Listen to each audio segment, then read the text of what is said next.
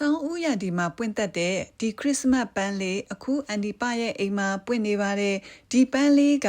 စိုက်နီးမှန်တယ်ဆိုရင်ဆောင်းဦးရာဒီမှာပွင့်တက်ပါတယ်စိုက်နီးမားနေတယ်ဆိုလို့ရှိရင်ပန်းပွင့်ဖို့တော်တော်ခက်ပါတယ်နော်အခုလိုမျိုးပေါ့နော်အပင်ကရေလောင်းတာများသွားတဲ့အတွက်ကြောင့်မလို့အမြစ်ကပုတ်သွားတယ်အပင်ကရှင်ဖို့လုံးဝခက်သွားပြီလေအဲ့ဒါကြောင့်မလို့ပန်းအိုးအစ်စ်မှာပြောင်းပြီးတော့ရွှေ့ဆိုင်မယ်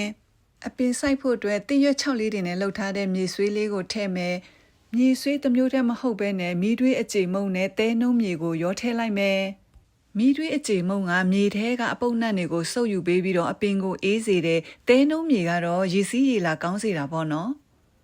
အောက်ခြေမှာအပေါက်ပါတဲ့ပန်းအိုးကိုတုံးတယ်အပေါက်ကအရမ်းကျယ်နေလို့လေမြေဆွေးတွေထွက်သွားမှဆိုလို့အပေါက်ပါတဲ့ဆာလာအေးလေးကိုခင်းလိုက်တယ်တကယ်လို့မီးသွေးမရှိဘူးဆိုရင်လည်းကြောက်တုံးကြောက်ခဲအလုံးသေးလေးတွေလည်းထည့်လို့ရတယ်နော်အပင်လေးတွေကိုထည့်ဆိုင်မယ်ဒီတပင်ကတော့ရေနာထားလို့နည်းနည်းဆူဆူလေးဖြစ်နေလို့မြေကြီးထဲကိုမထည့်သေးပါဘူးနော်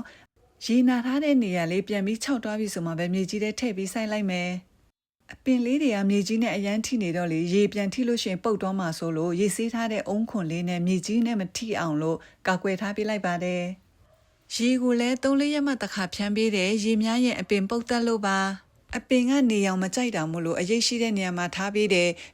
စိုက်ထားခဲ့တဲ့နီလန်းလေးကမှန်တော့လေကြည့်ပါဦးအပင်လေးကတန်မာပြီးတော့4-5ဆစ်လောက်အထိကိုမြင့်တက်နေပြီ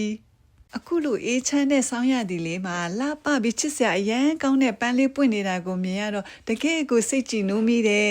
ခရစ်စမတ်ပန်းလေးကအဖြူရောင်အပန်းရောင်နဲ့အနီရောင်လေးတွေရှိတယ်နောက်ထပ်ဗီဒီယိုကလစ်မှာလည်းဝေမျှပေးသွားပါဦးမယ်နော်စိုက်နီးလေးမှန်လို့ရှိရင်စိုက်ရတာလွယ်ကူတာမို့လို့မိတ်ဆွေတငယ်ချင်းများလည်းချစ်စရာကောင်းတဲ့ပန်းလေးကိုစိုက်ကြည့်ပါလို့တိုက်တွန်းပါရစေအားလုံးကိုကျေးဇူးတင်ပါတယ်